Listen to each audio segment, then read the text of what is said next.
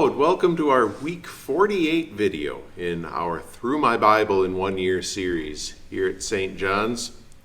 As our Old Testament readings have followed the history of the nation of Israel, this past week you got the Israelites back from exile in Babylon to the Promised Land as you began reading the book of Ezra and also read some of the prophetic book of Zechariah. And I asked you, as you had read those particular chapters, to detail some of the challenges that the exiles faced as they returned to Judah and Jerusalem.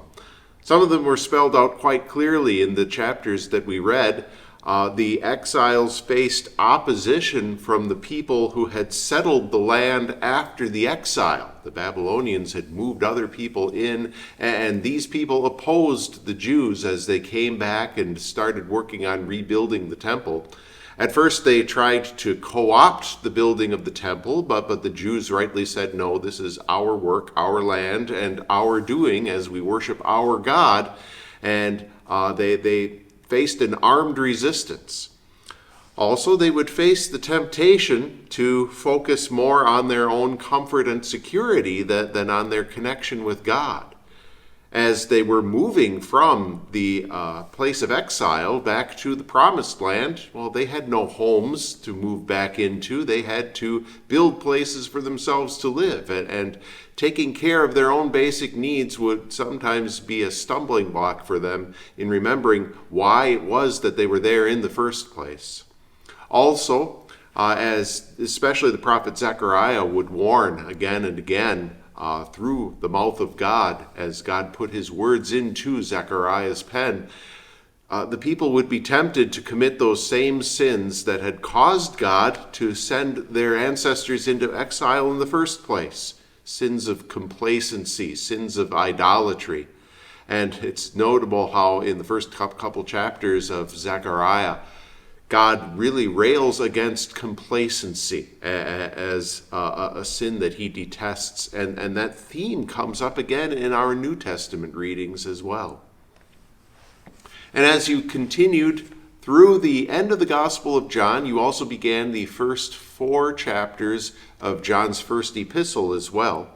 And I asked you, because John writes his first epistle many years after the epistles of Paul, what challenges did the church face at this time that we can deduce from this epistle?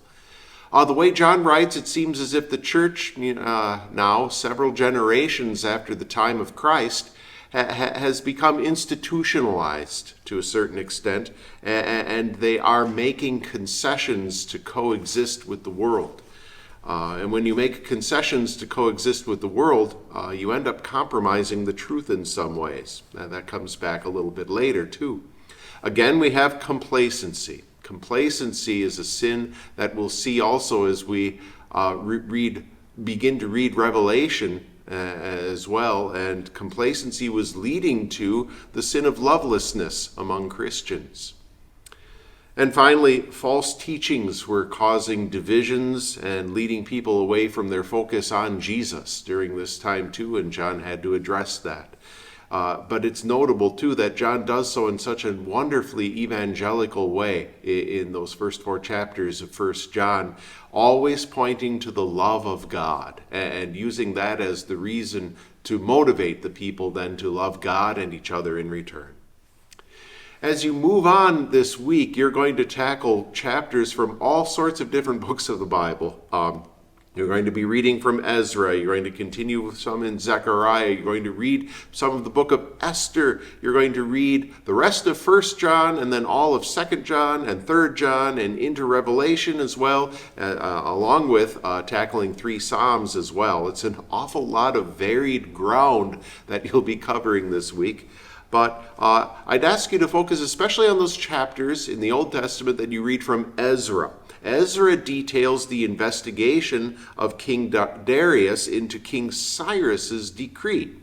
When should believers appeal to the government? And then John, especially in the very small epistles, 2 John and 3 John, talks about false teaching. What does John teach us about dealing with false teaching? God's blessings on your reading this week. We'll look forward to seeing you next week.